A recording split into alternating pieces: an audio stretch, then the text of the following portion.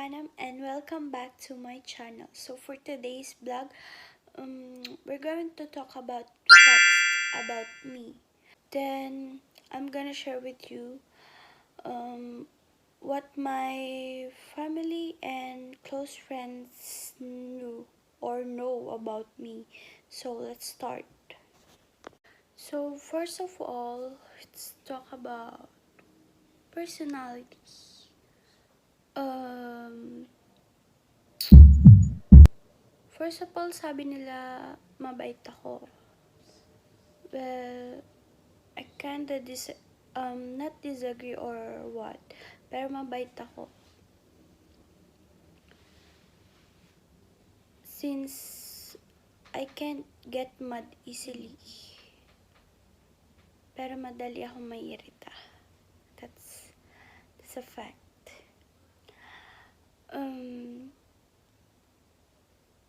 Next is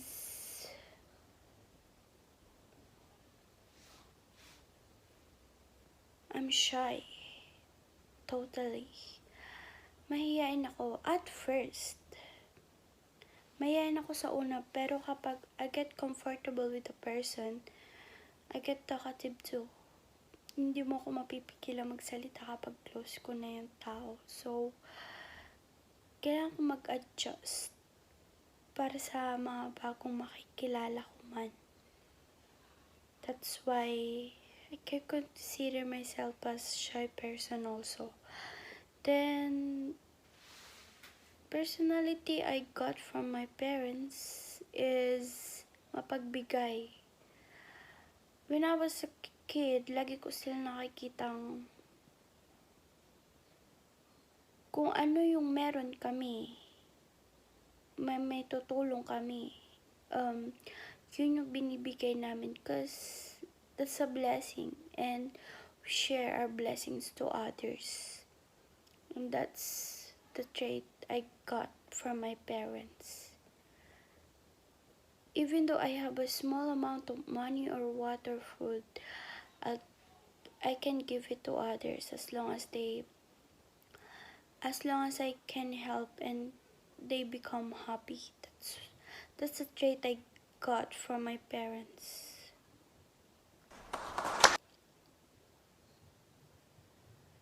Next is I have heavy hands. Kaya kapag minsan na-excite ako or nainis, kinikilig, something like that, pinapalo ko yung katabi ko so they got hurt. And I'm sorry for that.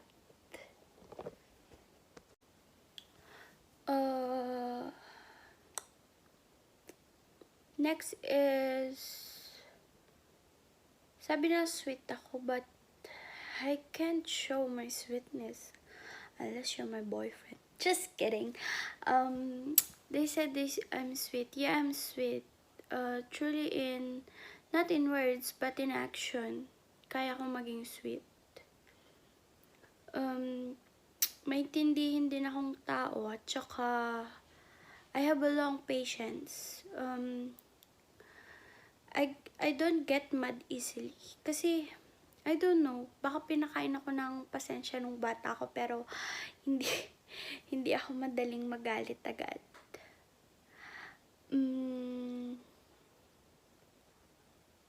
And I easily fall in love. I don't know, I easily got a touch. I easily got to trust a person, to fall in love with. I don't know even kung bakit ganun kadali lahat tungkol sa akin. Then, I got hurt easily. Then,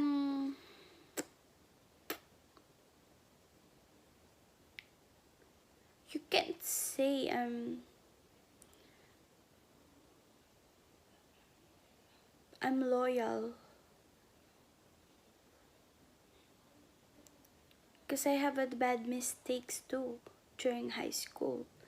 So I hope Paul can understand. But it's change. People change.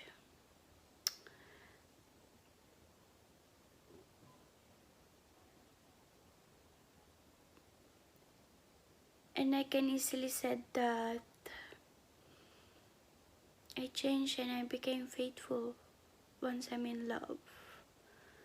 I trust them with all my heart. My trust doesn't break easily. I even give chances. Third chances. But mostly the personality I got is I'm kind, understanding, having long patience,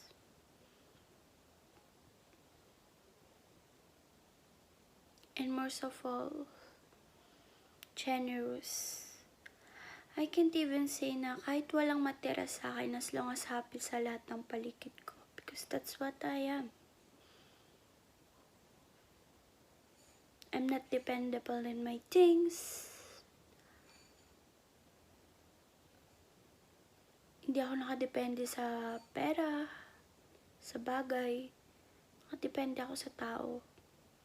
As long as happy yung mga tao sa paligid ko.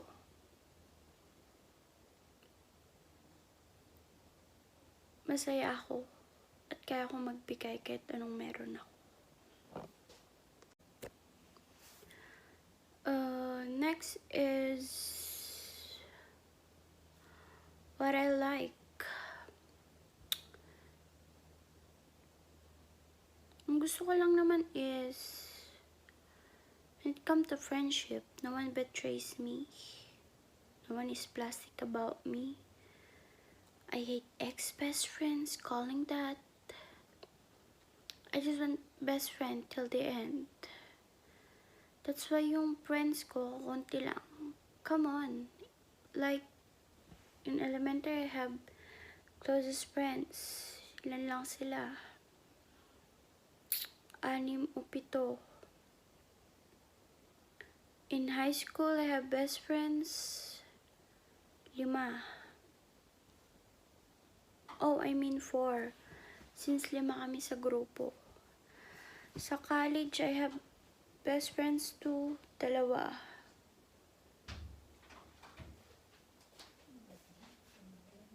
But I have a casual friends. Most like is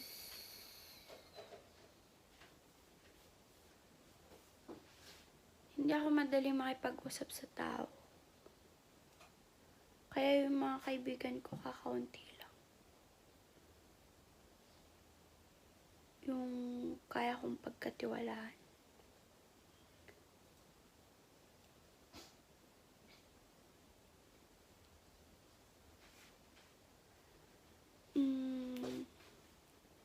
Well, everything is no one's betray. No one is plastic. I just want their want or like is having a pure heart, good intentions, having loyalty and trust. Na kaya nilang patunayan na hindi naman patunayan pero yung hindi makakasira ng magkakaibigan, pamilya, ganun. Yun lang naman yung gusto ko. Sa pagkain naman is chocolates. First most is chocolates. Ang kulit mo, bawal nga sa'yo yan eh. Hindi rin ako mahilig sa gulay. Sabi ng mama ko mahilig daw ako nung bata ako, pinapakain daw ako. Pero nung lumaki ako, hindi na ako mahilig. Hindi ko din alam kung bakit. Taste bitter. Lahat. Pero nung I grow up naman na, kumain naman na ako. Pero konti lang, paunti-unti. Kasi bitter pa rin yung lasa nun para sa akin. Fries. Doon sa milk tea naman is frappe yung lagi kong inaano. Pero this time, I love the milk tea too. It's sweet, pero less sugar. Ano pa bang gusto ko? Gusto ko manood ng not TV, movies on Netflix, series or not.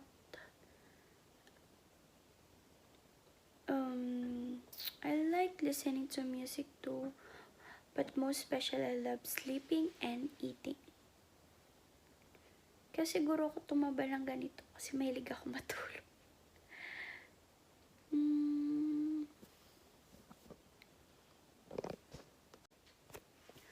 So, what I dislike is, yun nga, when it comes to food, hindi ako makain ng gulay. It tastes bitter, lahat. Pero may nagustuhan naman ako, tsaka kumakain naman na ako ng paunti-unti.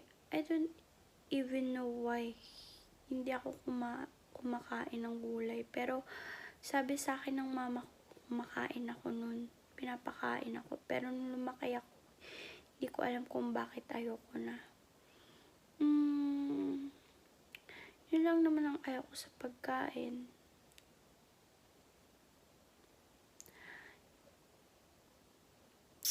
In life, of course, betrayers, plastics, the people who can ruin your family, love, even friendship. I hate that.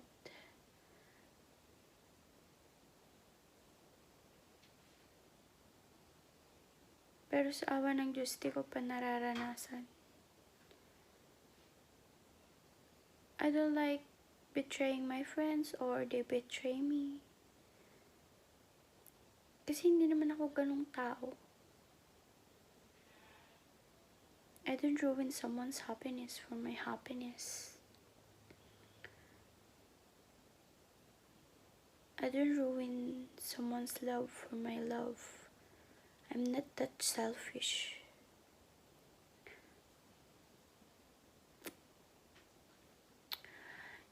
Actually, yun lang naman yung ayaw ko sa tao eh. Yung mahilig manira, pamilya man yan, pag-ibig or pagkakaibigan. Kasi, ano naman yung may dudulot mo dun? Wala.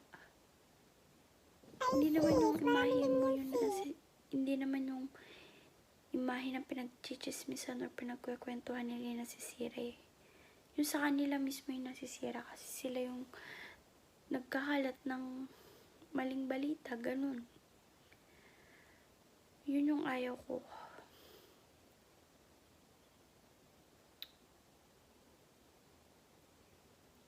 Ayaw ng lahat yun.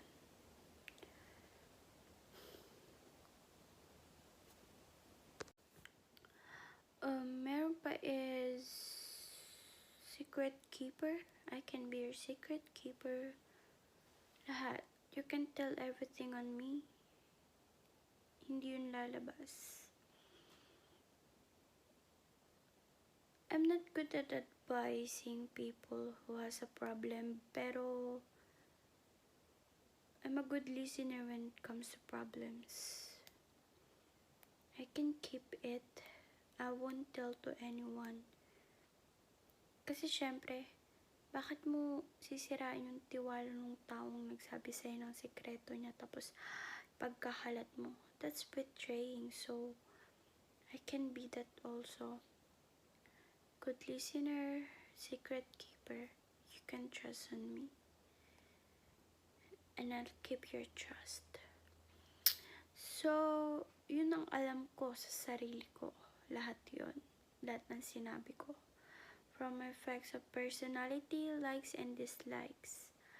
Sa pamilya ko naman, sabi ng mama ko sa akin, like earlier, maganda ako.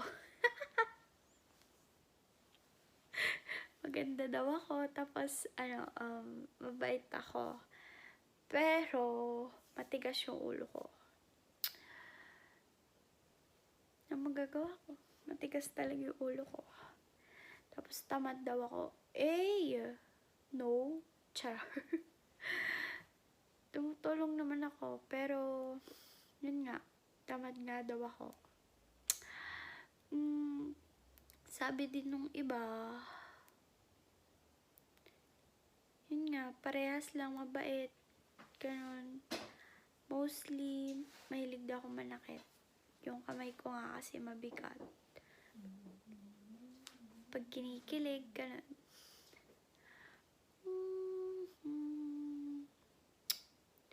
So, tignan na lang natin yung iba na sinend nila sa akin. Yung family ko at saka yung close friends ko kung ano yung sinabi nila tungkol sa akin. So, yun lang.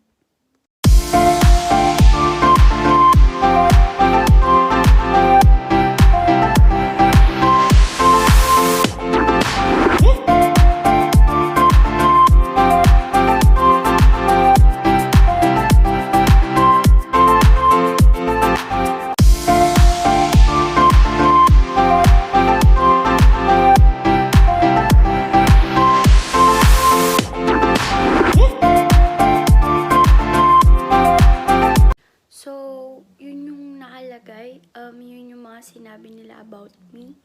Na, yun nga, most toply is kind, generous, and sweet. So, if you have any questions about me, feel free to chat.